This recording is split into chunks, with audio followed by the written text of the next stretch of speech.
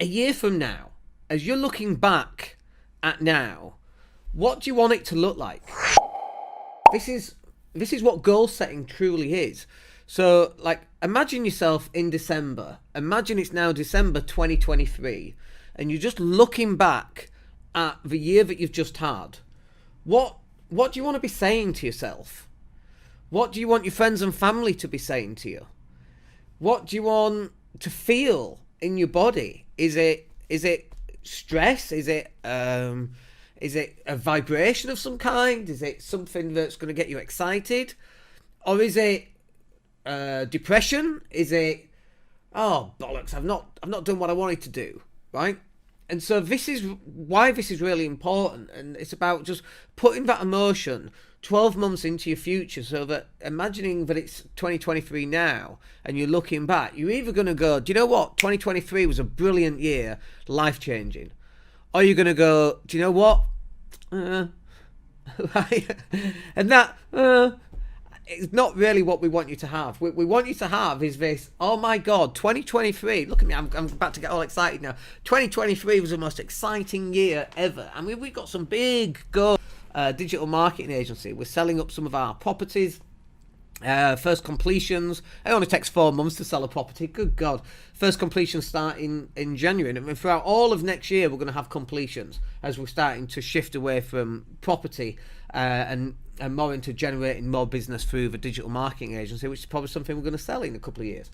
But in order to get there, we've got a goal set. And the whole point about setting goals is that you're going to create something that you actually look forward to.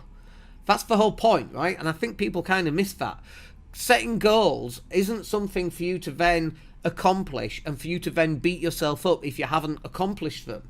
Setting goals is about you looking forward to how you're going to feel. It's looking forward to the cash flow that's now coming into your business because of what that enables you to do. It's not money coming into your business for the sake of money coming into your business, because what's the point in that? I've just had a conversation with one of our guys. We've just taken on another web designer. What were December, aren't we? So end of November. So he's 2 weeks into his job, and he's messaged me today saying, it might be slightly delayed because I'm just moving into a new apartment, so got a few things to sort out. And I'm like, dude, take the day off. What? You're moving into an apartment? We're 2 weeks before the end of the year. Just take a bloody day off. If you want to work it an extra day, that's fine. Work it over the weekend. If you don't want to work it, that's totally fine. But it enables us to have that power to be able to do this for people. And that's what makes me feel good, right? So 12 months from now, it's not just about us generating more cash. It's about how can that help the people that we work with, the family that turns, the team that turns into our family, that enables us to generate all this business for all our clients, which are like our extended family. Like that feeling right there, that's why we goal set. That's why we do all this. We're just working really hard at the moment. Just finished one major website migration, and then we're working on another major website migration with a lot of moving parts, and we're up against it. We're against the clock, and there's lots of different things going on with it. But I know that in the next couple of days, once that's completed, the opportunity for that business to grow is huge, immense. And that's what makes us feel really good as part of our team and part of our extended team. And what's really interesting as well, and we find our customers coming on board with us with this, is that when a customer pays us, I don't know, $12.50 a month, let's say, that customer understands that $12.50 doesn't go into buying a Lamborghini, but it actually goes into us recruiting more talent within our team, which enables us to provide more services, which increases our ability to put out more content and generate more customers for that client. They actually understand that, and we explain it. So if we have 5 of those clients all paying $12.50, that's what, $6,250, isn't it, I think?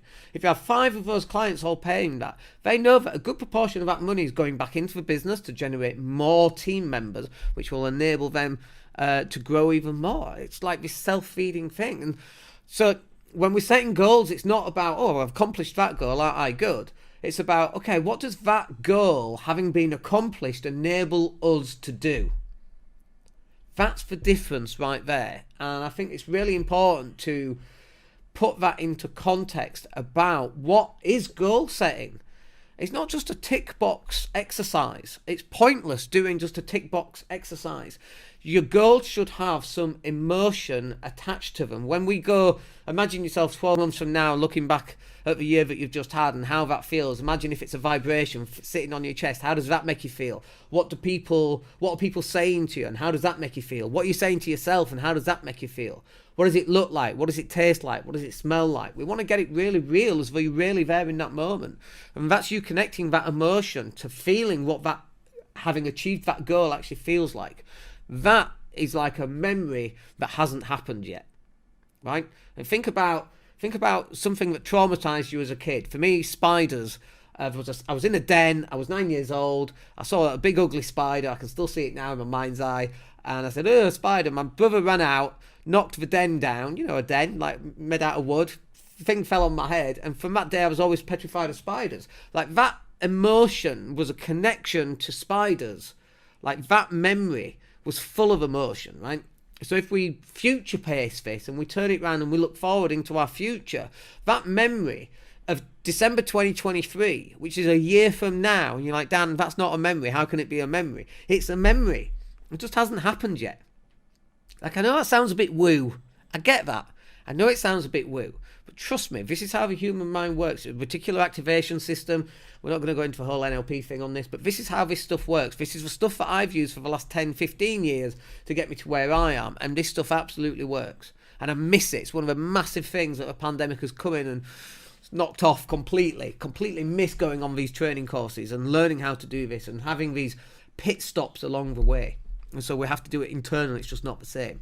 It's close, but not the same.